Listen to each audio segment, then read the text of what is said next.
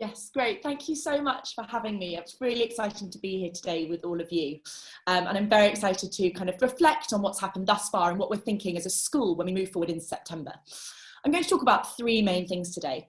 In a moment, I'm going to talk about the difficulties of bringing all children back in September and the lessons learned thus far since we started to bring back reception, year one, our nursery and year six at half term. I'm going to talk about the challenges of September within a school context. But to start with, I want to talk about some issues with the idea of the last year being, or the last 6 months being, the lost year or the lost generation. I think there are two key issues I have with this idea. I think the first is that it suggests that children have learnt nothing in this time. And I think actually that does a disservice to parents who've been working very hard in a lot of families, and as ever, we can't make sweeping statements, to ensure that their children are engaged and learning in this period. I was speaking to a parent yesterday who said that during this time, they've had time spent together as a family. A child has learnt to ride his bike, another one has learnt to cook. And I think particularly when we're thinking about primary education, and within that, the early years foundation stage, a lot of that learning can take place outside of the classroom. So I think we need to be really mindful of claiming that these 6 months have been lost. And I think the second point to do with that is the idea that we do a disservice to schools if we say that every child, blanket statement, has fallen back in the last 6 months, because it suggests that they've all fallen back in the same way. And it also suggests that we should share all our limited resources fairly across the whole group of children coming back into school. And actually, that would mean that we aren't able to target them for the children who really need it at the point of returning to school. I think it's really important to say at this point that everybody's experiences with the education provided by their schools, what they've been directed to online, has been broadly different. But I do think it's really important that we note the differences in those experiences across the sector. So next, I want to talk about the difficulties of bringing all children back. When we opened just after half term, we only had 20% of our pupils return, and it was really disappointing. And it was interesting to note that, in contradiction to the neighbouring borough of Richmond, that saw on average 70 to 80% of its pupils returning. For those, so the community I serve is very diverse, and the school I'm based in is in an area of high deprivation. And I think this presents two very key challenges when we think about bringing children back in September.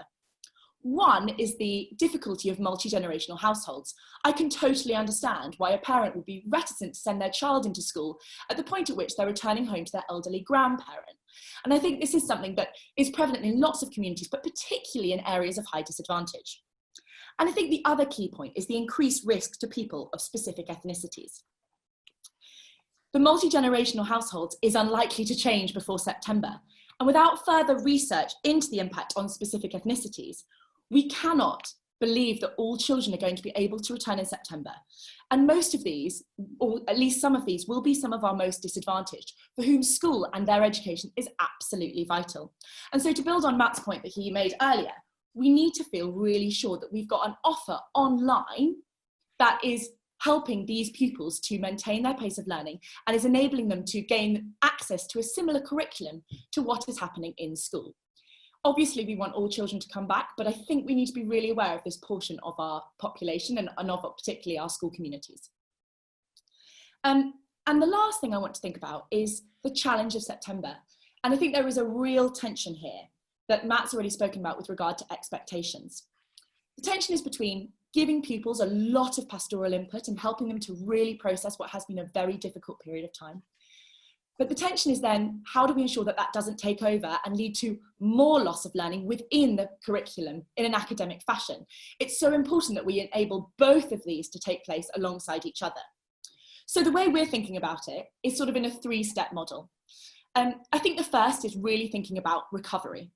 And the key part of this is resettling pupils into school routines. I think if we don't do this effectively, then we will find that pupils are really not able to take advantage of the curriculum we're trying to deliver because they've still got so much other stuff on their minds at this point. And so it's really important we think in detail about how to reteach those routines and how we ensure that we resettle pupils in school more generally. Secondly, it's obviously vital that we look at these we look at the really difficult things that have occurred in this time for lots of pupils, and we deal with them on both a group and also an individual basis. As a school, our pastoral offer throughout this period has really been twofold. One is we've been providing hot free school meals on a Monday and a Thursday every week. And secondly, with our most vulnerable families and those families who have asked for increased contact, we've been calling them twice a week. This is helpful for two reasons, I think.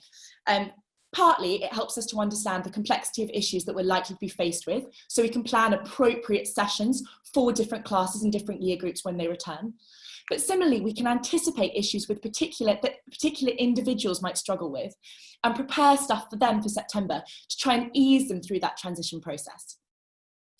And finally, when it comes to Recover, I think we need to think really carefully about reactivating the prior knowledge that our pupils have. I'm concerned that pupils might return in September and be faced with lots of assessments straight away. And I'm concerned that those assessments won't really tell us what the children haven't learned and what they've simply forgotten, having not been in school for 6 months. And so thinking really carefully about retrieval practice and recall in those early stages will enable children to reactivate that knowledge so that when we do get to a point when we need to assess pupils, and I'm not suggesting we put them through an exam factory, but I do think a period of assessment is necessary because we need to make sure that we are targeting interventions for those who really need it, rather than blanket reckoning that everybody has fallen behind. And I think then moving on from that, then we can really enter this period of catch up. We need to think carefully about our curriculums and what needs to be covered in the upcoming year alongside what they would naturally need to cover in that year group. And that is a really difficult issue. And I think alongside that, we need to think about how we catch up individuals who have fallen really far behind, as shown by the data. And I think that needs to be done in a way that doesn't require them coming in at 7 a.m. and staying till 7 p.m. And it doesn't need them to be taken out of mainstream to learn more slowly what their peers are learning quicker in class. But we do need to think really carefully about how we can most effectively direct our resources so that those pupils and we are closing the gap for them when it comes to their learning. So those are three things that I'm thinking about when it comes to September. The first is the issue with calling it the lost generation and how we ensure that we're not making sweeping statements. The second is the difficulties of bringing children back, and I think those are really different depending on the community in which you work.